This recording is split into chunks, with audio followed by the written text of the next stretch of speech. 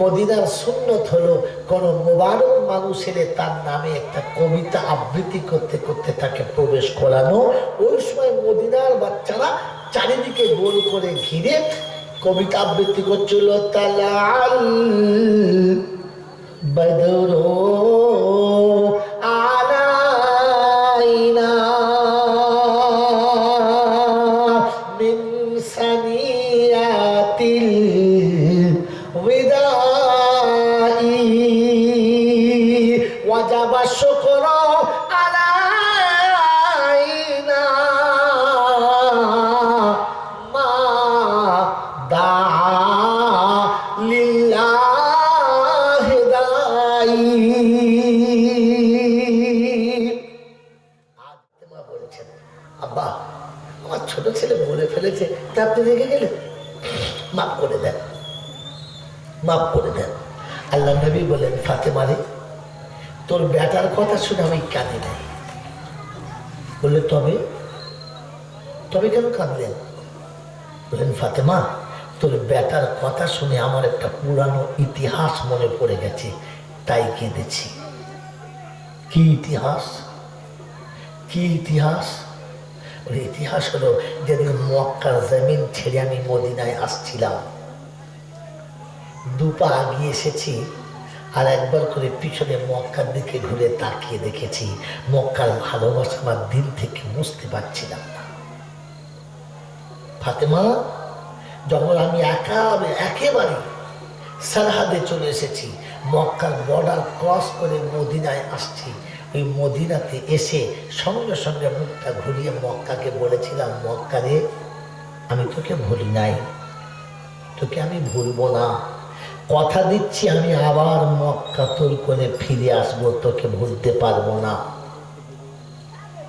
আমি মদিনার সরহাদে যখন প্রবেশ করে গেছি, মদিনায় খবর হয়ে গেছে যে মুহাম্মদুর রাসূলুল্লাহ মক্কা ছেড়ে মদিনায় আসছে। মদিনার মানুষ একটা মাশওয়ারা করছিল আর চিন্তা করছিল কে প্রথম দেখতে পাবে, কে সেই ভাগ্যবান। তাই মদিনার ছোট্ট ছোট্ট বাচ্চারা পাহাড়ের টিলার উপরে বসে, কেউ শুকনো গাছের ডালের উপরে বসে অপেক্ষা করছিল শুধু খালি যে কে প্রথম দেখতে পাবে। ফাতেমা, যখন আমরা ওই সরহাদ থেকে আস্তে আস্তে এসে সানিয়াতুল বেদায়াতে এলাম, জায়গাটার নাম কি বললাম? সানিয়াতুল বেদায়া। ওই জায়গায় যখন এলাম, তখন মদিনার বাচ্চারা আমাদের উটের পায়ের তাপের ধুলো উঠছে, আর ধুলোর ভিতরে কেউ যেন আসছে বুঝতে পারলেন, আর ওই পাথরের উপর থেকে তাকবীর দিয়ে ঝাঁপিয়ে পড়লেন, আর বাচ্চাগুলো পঙ্গ পালের মতো ছুটতে ছুটতে আমাদের কাছে চলে গেল, আর চারিদিকে গোল করে ঘিরে গিয়ে মদিনার সুন্নত হলো কোন মোবারক মানুষের তার নামে একটা কবিতা আবৃত্তি করতে করতে তাকে প্রবেশ করানো। ওই সময় মদিনার বাচ্চারা চারিদিকে গোল করে ঘিরে কবিতা আবৃত্তি করছিল, তালাল বদরু আলাইনা মিন সানিয়াতিল বিদাই ওয়াজাবা শুকরু আলাইনা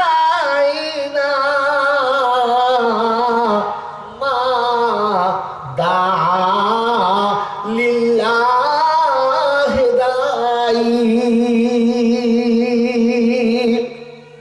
আজ পূর্ণিমার চাঁদ উদিত হয়েছে,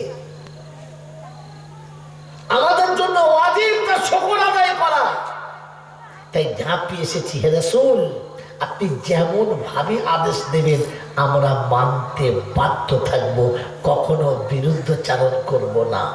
মদিনার বাচ্চারা যখন এই কবিতা আবৃত্তি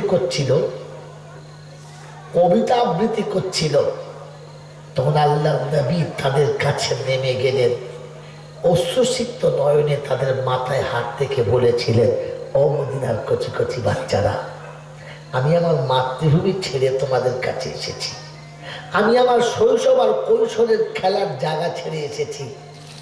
তোমরা আমাকে কোনোদিন মদিনা থেকে চলে যেতে বলবে না তো? চলে যেতে বলবে না তো? সেদিন মদিনার কচি কচি বাচ্চারা বলেছিল, ইয়া রাসূলুল্লাহ, ইয়া হাবিবাল্লাহ, হাসতে হাসতে প্রাণ দিতে পারি, তবে আপনাকে মদিনা থেকে কোনোদিন মক্কায় যেতে বলবো না, বলবো না, বলবো না। ও ফাতেমা, আমার মনে পড়ে যায় যেদিন উহুদের ময়দানে যুদ্ধ শুরু হলো, আমি রাসূল যুদ্ধেতে শরীক হলাম। দুশমনের সঙ্গে যখন যুদ্ধ চালু হলো, ভুল বোঝাবুঝির মাঝখানে যখন পরাজয়ের পালা এলো, তীরের আঘাতে কপালটা ফেটে গেছে, মুখে পাথরের আঘাত লেগে দান্দার শহীদ হয়ে গেছে, আমি রাসূল গর্তের ভিতরে পড়ে গেছি, সাহাবীরা চারিদিকে ছত্রভঙ্গ হয়ে গেছে। আর তালিক কাদামাল্লাহ ওয়াজু একবার ছুটে শহীদদের কাছে যায়, সমস্ত লাশের দিকে তাকিয়ে দেখে সবাই আছে, রাসূল নাই। আবার ছুটে সাহাবাদের কাছে যায়, গিয়ে দেখে সবাই সাহাবারা বসে আছে, রাসূল নাই।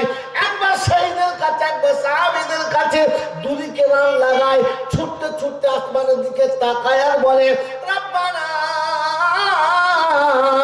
অপরাধের কারণে, ভুলের কারণে আপনার হাবিবকে আপনি আসমানে তুলে নিয়েছেন, আর কোনোদিন বুঝি দেখা হবে না। করুণ স্বরে কাঁদতে কাঁদতে আলী যখন টুকরে কেঁদে পাথরের দিকে যাচ্ছিল, কে যেন আওয়াজ দিয়ে বলে, আলী রে কাঁদিস না, আমি জানি তো রাসূল এখনো মরে না। হায়ত আলী কাদামাল্লাহ ওয়াজু ছুটে গিয়ে হাত দুটো ধরে বলেছে, বল না, বল না আমার রাসূল কোথায়, বল। বলে, আয় দেখবি, আয়। পা পা করে নিয়ে গেছি, আমি গর্তের ভিতরে কাঁধে পড়ে আছি। আমি আলীকে দেখে বলেছিলাম, আলী তোমার অপেক্ষায় ছিলাম, এসো আমাকে তোলো। আমার হাত ধরে আলী তুললে, আর আমি আলীর হাত ধরে নিয়ে উপরে এলাম। আল্লাহর নবীকে কোনো রকমে ধরে নিয়ে উহুদের পাহাড়ের উপরে গিয়ে হযরত আবু বকর সিদ্দিক বলে, উহুদের পাহাড় রে, আমার রাসূল আরাম করবে, একটু সমান হয়ে যান, আমার রাসূলের জন্য কষ্ট হয় না। তারই যদি সত্যতা দেখতে চান, উহুদের মাঠে গিয়ে ওই সুরাকের ভিতরে যেখানে আমার রাসূল শুয়েছিলেন, আজও পর্যন্ত মনে হবে যেন মার্বেলে পালিশ করলে অত ভালো পালিশ হয় না, পাহাড় এতটা নরম হয়ে গেছে আমার রাসূলকে শুয়ে দেওয়ার জন্য। আমার রাসূল শুয়ে আছেন, কপাল দিয়ে দর দর করে রক্ত আসছে, সাহাবীরা চারিদিকে বসে আছে। আবু সুফিয়ান তখনও কলমা পড়ে নাই, আবু জেহেলের সঙ্গে লড়াই চলছে। আবু সুফিয়ান চিৎকার করে বললে, আইনা মুহাম্মদ। আল্লাহ রাসূল বললেন, চুপ চুপ, কেউ কিচ্ছু বলবে না। সবাই চুপচাপ হয়ে গেলাম। মেরে মুখ দুস্তর বলে হলো, আবু জেহেল এর দলে আবু সুফিয়ান ঘোষণা করলো, কাদ মাতা মুহাম্মদ, মুহাম্মদ মরে গেছে। তারপরে দুশমনরা খুব হাসলো আর বললো, যা শেষ। ফের বললো, আইনা আবু বকর, আবু বকর কোথায়? আল্লাহ বললেন, চুপ। চুপ করে গেল, কেউ কিচ্ছু বললেন না। আবার বললে, আবু বকর মরে গেছে। খুব হাসলো। এরপরে বললেন, আইনা ওমর। শুধু বলেছে আইনা ওমর, আল্লাহ রাসূলের চুপ করার আগে ওমর আওয়াজ দিয়ে বলে বলছে, এই বেঈমানের জাত, ওই নাফরমানের আওলাদেরা, মুহাম্মদ এখনো মরে নাই, আবু বকর মরে নাই, উসমান মরে নাই, আলী মরে নাই, কেউ মরে নাই, সব জীবিত আছে। শুধু সময়ের অপেক্ষা, আর একবার আসতে দে, ওদিন বুঝিয়ে দেবো যে যুদ্ধ কাকে বলে। মেরে মহতম দোস্ত বুজুর্গ, দুশমন রাস্তা দেখে দিলে, পাহাড় থরথর করে কেঁপে গেছে। উহুদের পাহাড় থরথর করে কেঁপে গেছে। আল্লাহর নবী সেদিন বলেছিলেন, কুম ইয়া উহুদ কুম, ওয়া আলাইহিন নবী ওয়াস সিদ্দিক ওয়াস শুহাদা। এই পাহাড়, তোর উপরে নবী আছে, সিদ্দিক আছে, শহীদরা আছে। ওই দিনে বুঝে নিয়েছিলেন ওমর, উসমান, আলী, তিনজনে বুঝে নিয়েছিলেন আমাদের শাহাদাত নসিব হবে, শহীদের মরণ হবে, অন্য মরণ হবে না। কারণ নবী বলেছে, ওয়া আলাইহিন নবী ওয়াস সিদ্দিক, আবু বকর সিদ্দিক আছে, নবী আছে, আর বাকি শহীদরা আছে। আল্লাহ রাসূল বলে ফাতেমা ওই দিন সারাটা রাত কেটে গেছে। সকালবেলা যখন আমাকে নিয়ে মদিনার মসজিদে আসা হলো, মদিনার মসজিদে বসে আছি, কপাল দিয়ে দরদর দরদর করে তখন রক্ত ঝরেছে। ফাতেমা তুমি খেজুরের পাতার চাটাইটাকে পুড়িয়ে ছাই করে কপালে দিয়ে ধরে বসেছিলে। ফাতেমা মনে পড়ে আমি সেদিন বলেছিলাম আমাকে একটু বিছানা করে দাও, আমি একটু আরাম করি, বসতে পারছি না, মাথার যন্ত্রণা হচ্ছে, শরীরটা বড় কষ্ট পাচ্ছে, একটু আরামে যাব। আবু বকর সিদ্দিক সেদিন বলেছিলেন ইয়া রাসূলুল্লাহ ইয়া হাবিবাল্লাহ, ইয়া রাসূলুল্লাহ ইয়া হাবিবাল্লাহ, হুজুর একটুখানি অপেক্ষা করে বসে যান, তারপর আপনি বিছানায় যাবেন, আমরা সবাই আপনার খেদমত করব, আপনাকে কোনোদিন রুখবো না। আল্লাহ নবী বলে আবু বকর আমি একটু আরাম করি, তুমি কি পছন্দ করো না? আবু বকর বলে ইয়া রাসূলুল্লাহ ইয়া হাবিবাল্লাহ, ইয়া রাসূলুল্লাহ ইয়া হাবিবাল্লাহ, হুজুর মনে হচ্ছে আপনি ভুলে যাচ্ছেন, আপনার স্মরণটা মনে হয় যেন একটু কমে গেছে। ইয়া রাসূলুল্লাহ ইয়া হাবিবাল্লাহ, মদিনার জমিনে পা রেখে যে বাচ্চাগুলোর মাথায় হাত থেকে বলেছিলেন মদিনার বাচ্চারা আমি আমি আমি আমার মাতৃভূমিকে ত্যাগ করে তোমাদের কাছে এসেছি, তোমরা কোনোদিনকে আমাকে তাড়িয়ে দেবে না। ইয়া রাসূলুল্লাহ ইয়া হাবিবাল্লাহ, ওরা কথা দিয়েছিল হাসতে হাসতে প্রাণ দেব, তবু মদিনা থেকে আপনাকে যেতে বলবো না। কাল যখন খবর শুনে আপনি মারা গেছেন, দুধের বাচ্চা মায়ের কোলে একবার দুধটা টেনেছে, দ্বিতীয়বার এখনো মুখ লাগায় না।